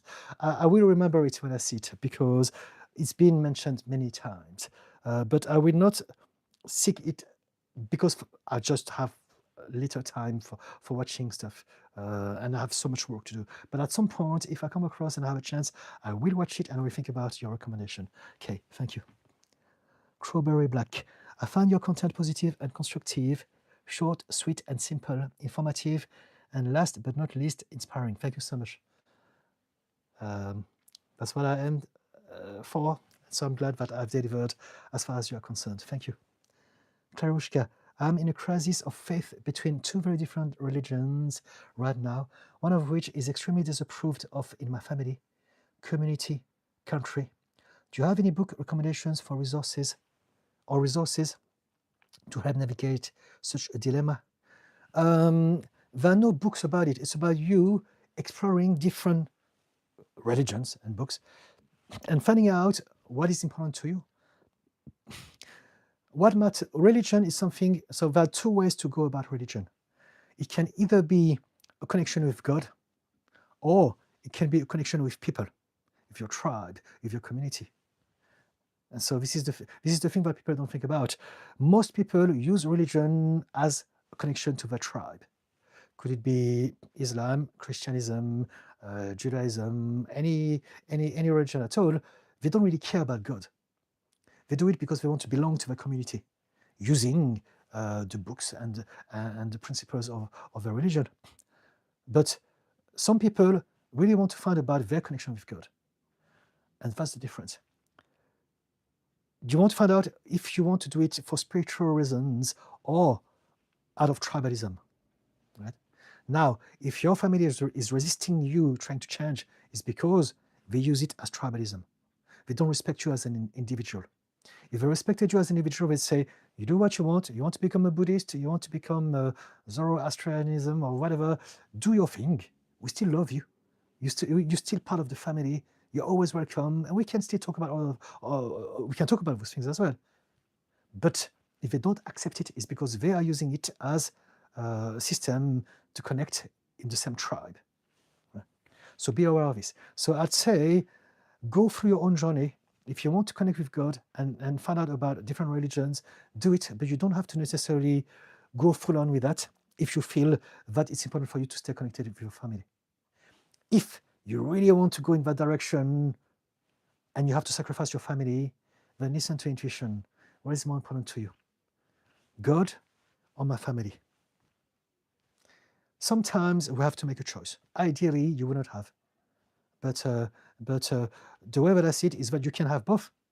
And the way you do this is by not fully immersing yourself. You can't tell your family, so I don't know what your family is, but let's imagine that they are Christians and you want to become Muslim. You don't have to tell them about what you do. You can tell, you know what, whatever I study in terms of religions is not your business. It's my hobby, it's my thing. You don't talk about it. So you still have your family, but at the same time, in your own time, you pray to Allah or whichever God that you decide to pray for, and you hang out in temples and with people like that whenever you can, so that you can fully embrace that experience if those people are part of the experience. Because it doesn't have to be. Maybe just the book is enough. But for a lot of people, being surrounded by the same people is important. So maybe you can do both. Do your thing, and then tell your family, none of your business. And then that will work. But if they're really, really, really adamant in telling you, if you ever go there, we will not consider you as part of the tribe anymore. We look down on you. We turn our back on you. Then they are being toxic, and that will tell you a lot about who they are. You can try to educate them, give them a chance. But some people are really, really, really brainwashed and they can't dissociate themselves from their tribe. And that can be quite problematic, as we're seeing nowadays all over the world, especially in America and in the UK as well.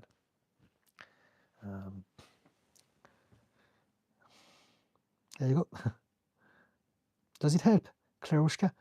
Eddie, I would definitely watch a 5 hours deep dive into emotions if you ever post one. But that sounds like an investment in time, editing, and mental load, so I understand it's not feasible. So yeah, I do have a job, and I do have a life. So the way I do it at the moment is the system that works for me.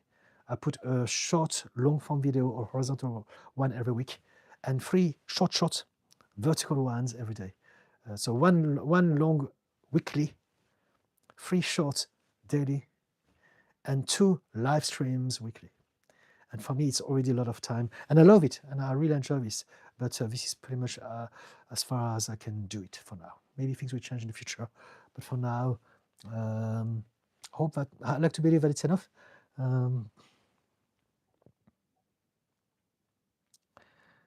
Michelle McGrath.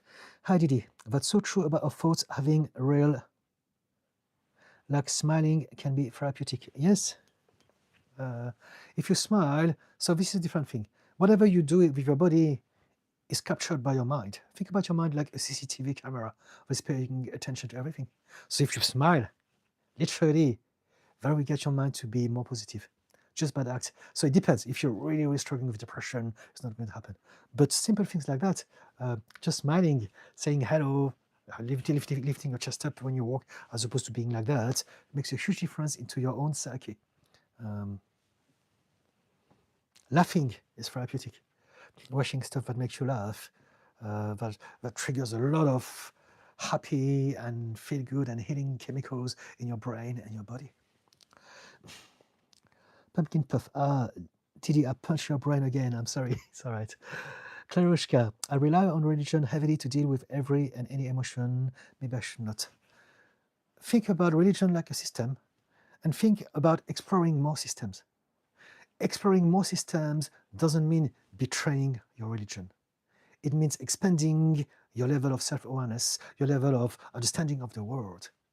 A lot of people who are into religion are also into science.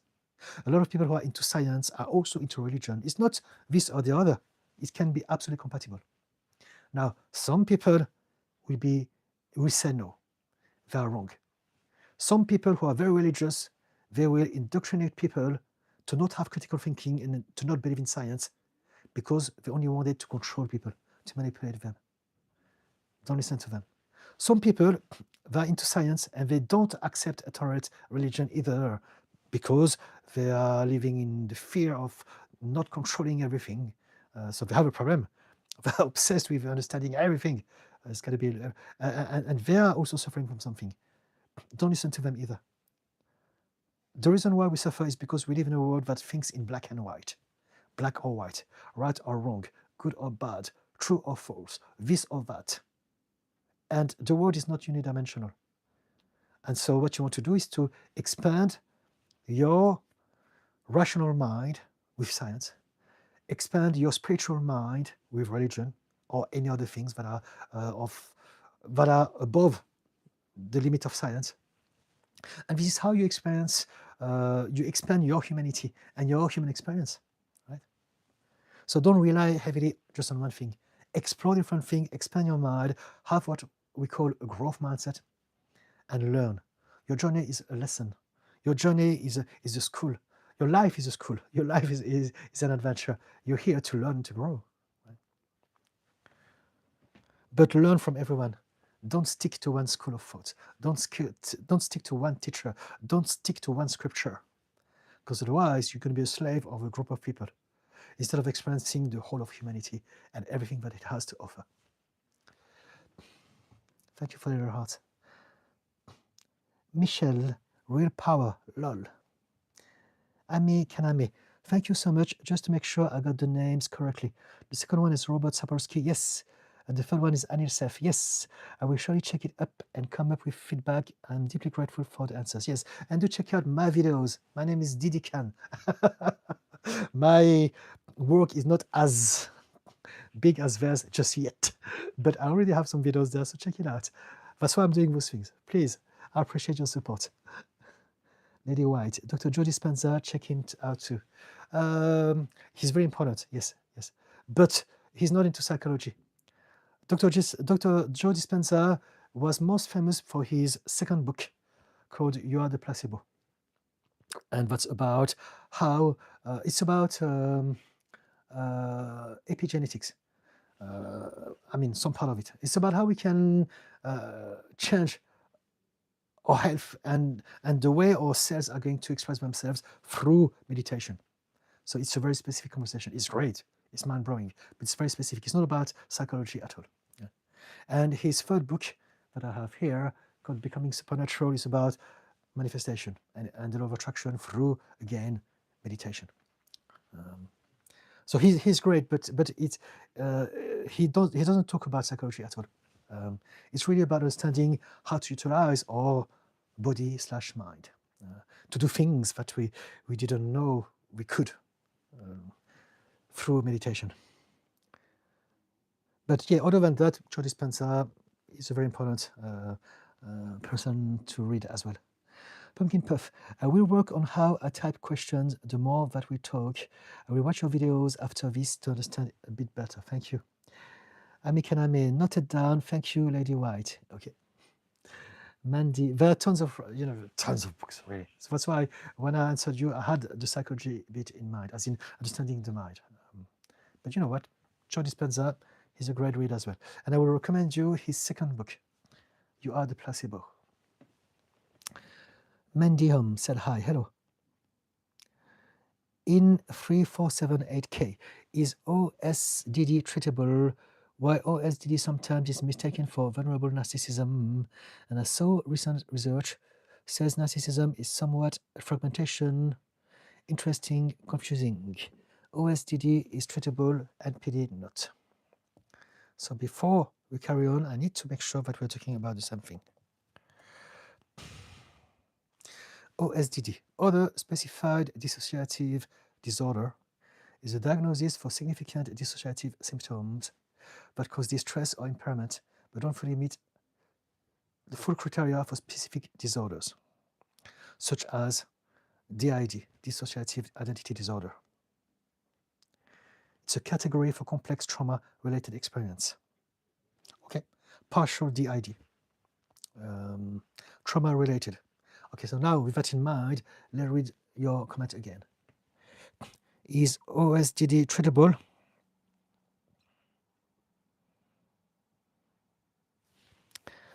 For me, it's a vague term. I believe that everything is treatable in some capacity, but we don't treat the problem.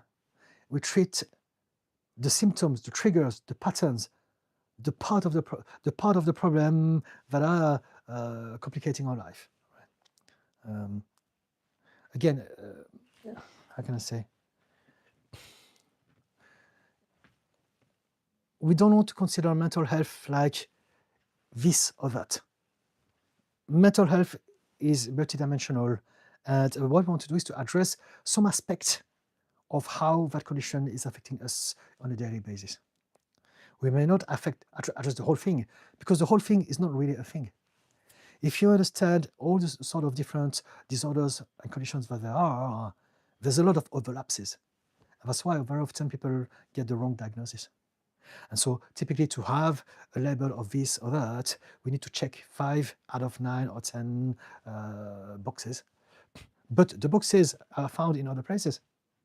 And so we don't want to see a problem like, I have that or this or that. We want to understand that we have something that could be going in that direction, but how is it really affecting our life? What are the triggers? What are the blocks? And this is what we treat. And this is treatable, right?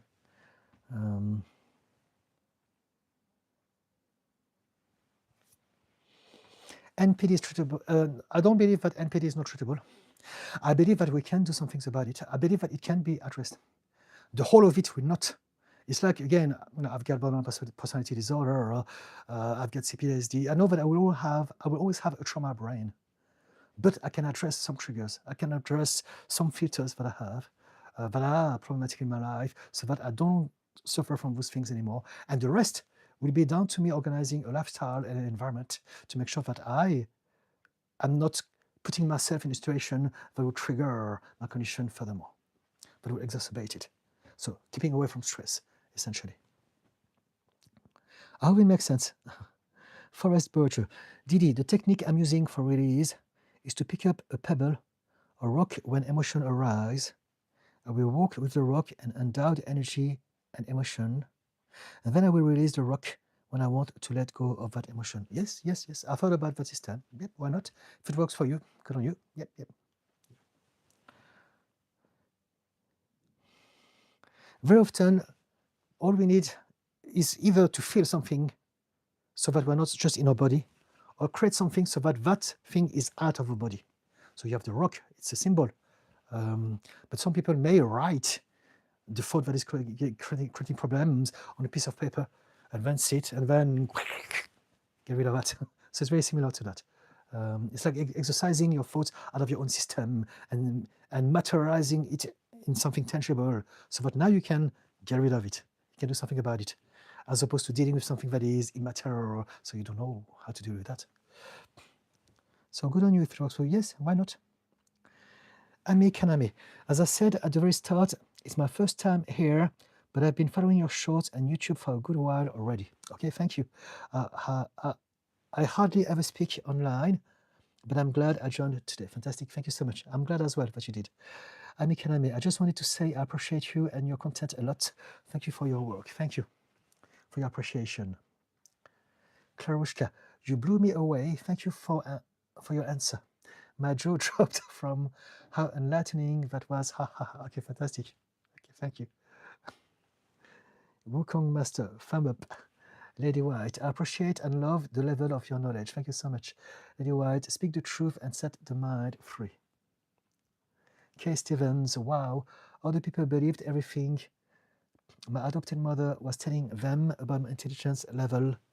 I realized she did that because she was a gold digger and a subpar storyteller. Okay. Ami Kaname, aha, of course, your videos were the starting point for me to think that I can learn more things. Okay, thank you. And actually shift my mindset to more positive one. Thank you. and I have been getting better lately. Fantastic. Thank you, Amika. Amikaname. Pumpkin Puff. Yes, everyone remembers to also support Didi. Thank you. K. Stevens. Some people never let anything go and are stick in the mud and get set in their bad habits. Mandium. Thankful for you, Didi. Thank you. K. Stevens. Oh, yes. Pumpkin Puff. He's awesome. Thank you. Pumpkin Puff. Thank you so much, Didi. Once again, I feel a bit lighter after our talk. Great. I'm happy with that. I appreciate everything you said, and I will try to work on processing emotions until we talk again. Hope you have a great evening. Thank you. Same to you. Yes, I've got 5 minutes left. I'm finishing at 8. Michelle, internalizing anger and hurt feelings over 5 years has literally made me very sick. Yes, it does. I'm sorry to hear. Yes, but it's never too late to let go, to learn how to let go. I used to have balance and walk daily. Keeping a separate identity is crucial for health, both physical and mental. Okay. So you have a system, right? You're onto something to heal yourself from all of those repressed hurt feelings and anger. If not, replay that video once it's available sometime tomorrow, because I talk about how to process emotions, and that could be helpful to you, maybe. Ami Kaname, it's actually my first time since I remember when I can say I'm getting better. It kind of scares me because it's unknown, but I know it's not bad, just unfamiliar. Okay, that sounds nice, if it's what I think it is. Bruno, Sharken, we cannot escape stress, can we? Yes, we can, of course, absolutely. So now we're coming to the end of the live because I finished at 8, but stress is a big topic, and I would love to talk about it on my next live stream if you want, if you can make it. I'm here every Wednesdays and every Fridays from 6 to 8 p.m. And stress is a huge topic. We can absolutely not stress. It's an option, but we don't know this. We think, we believe that it's normal. So because we believe that it's normal, we accept it. So just that, if you could realize that it's not normal, we can choose not to be stressed out. But it's very hard because no one knows. So if you look around us, we see everyone being stressed out. In the streets, in the shops, at work, in the tube, at home, on television. So because everyone is stressed out, we believe that it's normal. And that's why we stress out. It's normal. We're not even going to question this. We're going to allow the stress. We have to react. This is what everyone does. I'm going to react. You don't have to. So if you want to talk about it, make sure that you subscribe to my channel, and remember that I come here every Wednesdays and Fridays from 6 to 8, and we can talk about it. If you ask me at the beginning of the next live stream, then I'm more than happy to talk about it in great length. Okay. Lady White, Bessel van der Kolk, also another good read. Yes, so it's very similar to Joe Dispenza and Bruce Lipton in the sense that it's addressing your body. It's addressing how the trauma affects your body, your health. His book is very important, and yeah, great book. Yes. What is the name of his book? The Body Keeps the Score. It's the name of his book. Very popular. Great book to read. But let's not overload the person who asked about the book just yet. I think one book at a time. Stephen McCrae. Didi, I've watched you a long time. I just want to say you're an amazing human being with a huge heart. Thank you very much. I'm a broken soul who only sees angels now. You, sir, have wings. Fantastic. Thank you so much. You can see my wings. Well, it's very kind of you. Thank you. Ami Kaname. I think as we find the core of the stress and understand it, make peace with it, or find solution to relieve it, it is a way to go. You're talking about the stress conversation. I'll talk about it next time. Okay? If you can come back, that'll be great. Momo, hello. Hope you're having a great day. I'm having a great day indeed. Thank you so much. What are your thoughts about EMDR therapy? It works on some people. It doesn't work on some other people. It depends. And so we want to realize that all protocols will work for some people, but there's not one single protocol that will work for everyone. So we don't want to think about, should I do this or that for my therapy? Which one is best? We don't know. It's about you finding out what is best for you at this point in time. The system that I use is called RTT, and I think it's amazing. But I know that some people don't like it. And I know a lot of people who had EMDR who had some fantastic results, but some of them also had some terrible results. So it depends. It really depends. So it's not about the protocol. It's not about the tool. It's not about the system. It's about you in regards to the system and the person that is going to use that system with you. So you need to take into consideration all of those parameters to make sure that you are going in the right direction, investing in the right protocol for you. Michelle McGrath, we do. Thanks, Didi. I also appreciate your wonderful insight. Thank you, Michelle. Chris Hilton, good night, Didi. Thank you. Oh, hello, Chris. Thank you. Helen O'Neill, thank you very much. I only listened today, but I got a lot of helpful insight and information from you. I love your streams. Thank you so much. Enjoy your weekend. Have a nice evening. Same to you. Forrest Berger, thank you again for all you do, Didi. Not only is it an honorable thing you're doing, but you may have helped someone or even saved a life just with your words. Many blessings to you and everyone here. Thank you. Amikanami, thank you for the steam, Didi. Thank you. Lady White, thank you. Queen Margie, thank you. I'd love to hear what you have to say. Your wisdom, peace, and love, your friend. I love to hear what you have to say. Okay, so you appreciate. Well, okay, thank you. Okay, you know what? It's perfect timing. It's 1 minute past 8. Again, just a reminder. I am both on TikTok and YouTube. But TikTok, I'm starting to spend less time there, and I want to spend more time on YouTube. And so now you're on YouTube anyway. So I just so you know, I post 3 short vertical videos every day, 1 long form horizontal video every week. So do check them out, please. I put a lot of work on them. And also I come live twice a week, every Wednesdays, every Fridays from 6 to 8 p.m. UK time. And so if you find this interesting, make sure to subscribe. Come back, ask me. If you want me to do any videos, any theme, just ask me. The one I'm going to do next week is because people ask me on Wednesday. So I'm going to talk about procrastination. But anything you want me to cover, I'm happy to take inspiration from you guys because I'm doing this for you anyway. Right? And also, if anyone needs some more details about me as a therapist and coach, there's a link on my bio to my website. Okay. Other than that, do drop comments. Let me know how you think about anything. I'm learning how to become a better content creator as well. And so if you have any feedback, all your feedbacks are always appreciated. All right. JJ, thank you, Didi. Tia, thank you. MPEC Music. Hey, Didi, have a great weekend. Thank you so much. Guys, I love you all. Have a great day, great night, wherever you are. Remember to be kind to others if you can. But if you can't, at least be kind to yourself. Okay? Thank you so much. Bye-bye now. Bye-bye.